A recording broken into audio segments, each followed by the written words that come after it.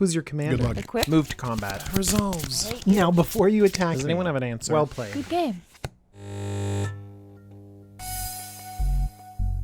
Hello everyone, you're watching the Jumbo Commander YouTube channel, and today we have a brand new commander from War of the Spark. Today we're looking at Massacre Girl. Massacre Girl is 3 black for a 4/4 legendary human assassin. Massacre Girl has menace, and whenever she enters the battlefield, each other creature gets -1/-1 until end of turn. And whenever a creature dies this turn, each creature other than Massacre Girl gets -1/-1 until end of turn. So Massacre Girl comes down and has a minor effect, just -1/-1 across the board. But as soon as creatures start dying, those -1/-1s start getting bigger and bigger and spreading until finally you have a board wipe from your command zone. I'm going to go in a little bit later about how powerful that effect is, but I have to say it can warp the entire building of your commander deck and be incredibly powerful. And so you have to wonder, how am I going to support a board wipe in my command zone? Well, non-creatures could be a thing. You could go spells or artifacts or enchantments or planeswalkers. I think one important thing that you're going to need though is you have to make sure that Massacre Girl is a reliable board wipe. And that means starting off the chain, having some 1/1s die so that you can start spreading that -1/-1 to bigger and bigger creatures. I think the first thing that we need to do is examine what it's like to have a board wipe in our command zone and what that does to our deck building, what that does to our playstyle. I'm pretty familiar with a board wipe in the command zone because I've had decks play Child of Alara many times.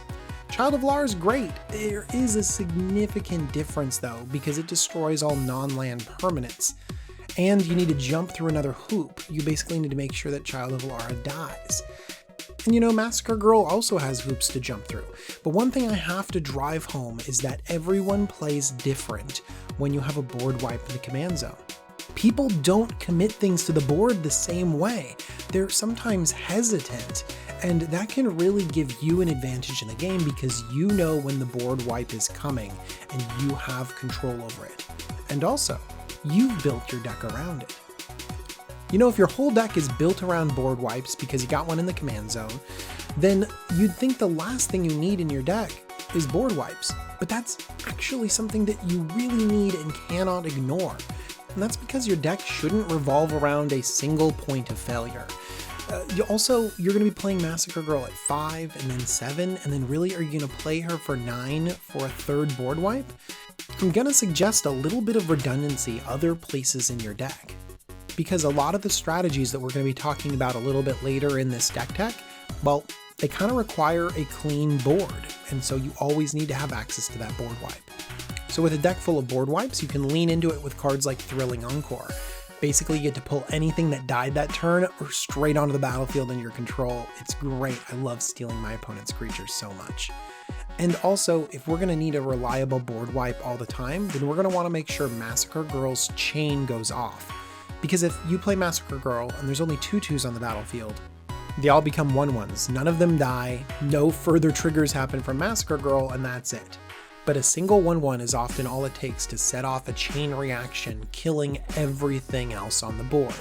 And so having those 1/1s might be important. So important that in a mono black deck, you might consider running Forbidden Orchard, giving away a couple 1/1s, guaranteeing that Massacre Girl gets a clean board wipe. And then also you're going to want to make sure that you avoid board wipes yourself. And a card like Mirage Mirror can copy the stuff that you need and then become a very safe artifact later on. Now that brings us to another question. What kind of creatures are we including in this deck? Is it going to be creature-less? Are we just being really selective? And I think that's going to be an interesting dynamic because we might want some, but not a ton. And I'm going to show a few of them to you, and you might be like, oh, I can see how these would fit into a deck that's full of board wipes. Seems kind of counterintuitive. But I would love to play a card like Dusk Legion Zealot. It comes down, it's a 1/1, you draw a card so it replaces itself, and then this becomes Massacre Girl fodder very easily. Same thing with Gonti Lord of Luxury, comes down and takes a card, and who cares if this Gonti dies? In fact, you can just use its Death Touch to defend some of your other important cards or just your life total. Honestly, anything that clogs up the board is going to be really good because your opponents aren't going to want to commit creatures to the battlefield because they see that board wipe right there. So make sure to force them to commit to get more value out of them later. That's why I love Custody Lich, or actually anything with Monarch, because you're going to have control over the Monarch for sure. Massacre Girl will come down, wipe the board, and then she's left over and she has Menace. Yeah, you're going to be drawing so many cards. And also Custody Lich has 2 toughness. Yeah, that's going to start the chain moving up higher and higher and higher. Of course, any card with enter the battlefield effects are going to be good because you've already gotten value out of them. I also like Grave Titan because often just the zombies that it creates is value enough, and those can spread the chain up higher and higher and higher. Same thing with Plague Crafter. If you are limiting the amount of creatures on the board, then Edict effects become even better, especially with your ability to maybe wipe the board and then take a Planeswalker out or an important card out of an opponent's hand. And then also a card like Nekatral, being able to target specific creatures that get in the way, and also being a 2/1 that's great Massacre Girl fodder. There are also a few creatures that sneakily dodge Massacre Girl's effect. Let's look at Patron of the Vein. It's a 6 mana 4/4 flyer, and it kills something when it enters the battlefield. Yeah, we like that too. We definitely want to be able to take out our opponent's bigger creatures and save the board wipe for as long as possible. But the interesting part is that whenever a creature an opponent controls dies, you exile it and put a +1/+1 counter on each vampire you control. That means that if Massacre Girl's chain reaction starts taking out your opponent's creatures, Patron of the Vein gets bigger and bigger and bigger. And so even though Massacre Girl is shrinking Patron, it's actually getting tons of +1/+1 counters. So Massacre Girl's -1/-1 effects will never catch up to the +1/+1 counters on Patron, making it huge. This is also similar to an equipment called Blade of the Blood Chief. When it dies, you put a +1/+1 counter on it, and if it's a vampire, you get to put 2 +1/+1 counters on it. Pretty cool. I am a little bit suspicious about equipment because the creature count in this deck is pretty low, but it could be kind of cool to have a few of them around. And if I decided my creature count was high enough to have some equipment, I think I'm going to include Dowsing Dagger. This flips over to a land that can produce 3 mana. Pretty powerful. But also, the downside of this is that it gives away 2/0/2 plant tokens with Defender. But when you have a board wipe in your command zone, these creatures that you've given away, well, they're just destined to die. And in fact, they might even kill other creatures, allowing Massacre Girl to move further and further up the chain. With all of this death, I have to be thinking about Reanimator. Puppeteer Clique is great because it pulls creatures out of your opponent's graveyards, and Sepulchral Primordial is a huge 7-drop that gets so much value reanimating a creature from each opponent's graveyard. Another insane Reanimator effect is Grave Betrayal, and this has us transitioning away from our creature category. Grave Betrayal is 7 mana, 5 black for an enchantment. Whenever a creature you don't control dies, return it to the battlefield under your control with a +1/+1 counter on it at the beginning of the next end step. So that means that Massacre Girl goes off and wipes the board, and then Grave Betrayal is like, hold on, we'll bring them back, but we're gonna wait until Massacre Girl's effect is over. And then they come back and their +1/+1 counters and their zombies, because that's important too. Also, if tons of things are dying and you want to be able to get value out of them, Mimic That is really, really good because it doesn't die.